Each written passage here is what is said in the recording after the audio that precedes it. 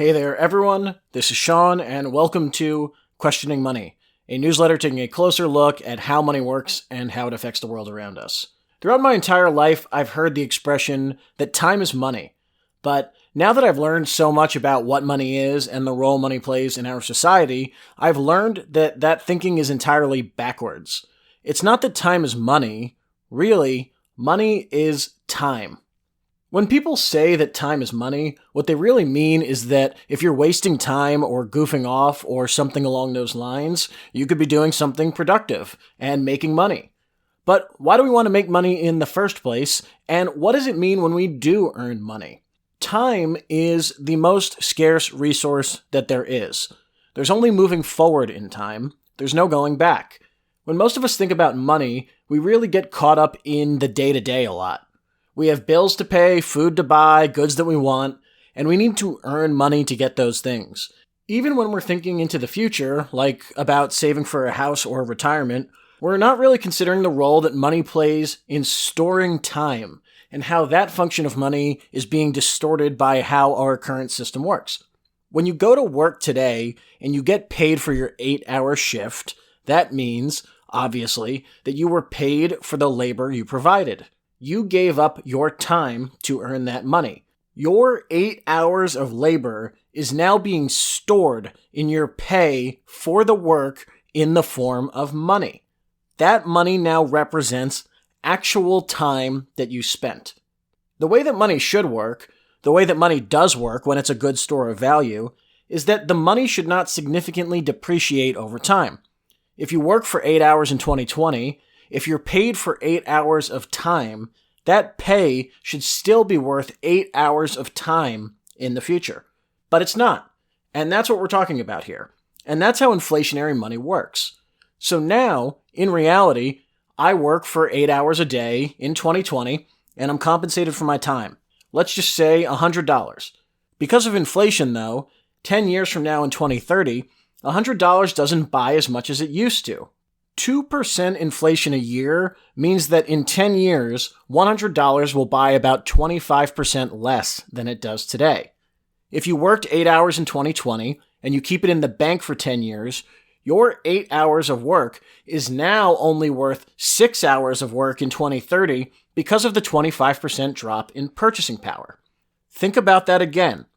What you earned for 8 hours of time today is now only worth 6 hours of time 10 years from now. What this means, and this is not hyperbole or an exaggeration, is that 2 hours of your time that you already worked has been stolen from you because of inflation. So, sometimes you hear people say, why are we still working 40 hours a week?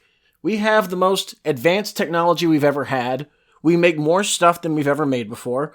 Why do we still need to work all of this time? And the answer is because of what I just described. Even with just 2% inflation, which is what the Federal Reserve targets per year, 25% of your purchasing power and the time that you spent earning that purchasing power is taken away over the course of 10 years. If you double that, it means that 50% of what you save today and the time that you spent earning it is going to be gone 20 years from now if you're just saving that money in the bank. The reason that we have to work until we are 65 or 70, spending 8 hours of time a day, is because in our later years, we are re-earning the money or the purchasing power that we have lost that was stolen from inflation over decades. If I spend 8 hours a day working in my 20s, and I save that money in the bank for 50 years, that money is going to have lost more than 90% of its value, which means that I worked 8 hours today in my 20s for essentially nothing. And because the money did such a bad job storing the time that I spent earning it, I now have to spend more time working into my 60s for 8 hours a day to catch up on all the time that I wasted and the purchasing power that I lost that was taken away from me because of inflation. The most important function of money is that it's supposed to store value over time. And what that really means is that if you spend 8 hours working and you're paid money for 8 hours of work, that money should still be worth 8 hours of work in the future. money is how we store time. But our money doesn't work like that today.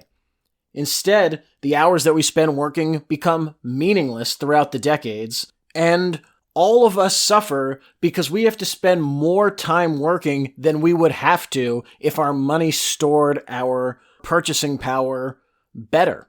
And that's what I wanted you to think about from this episode of Questioning Money. The role that money plays in storing value and storing time spent working.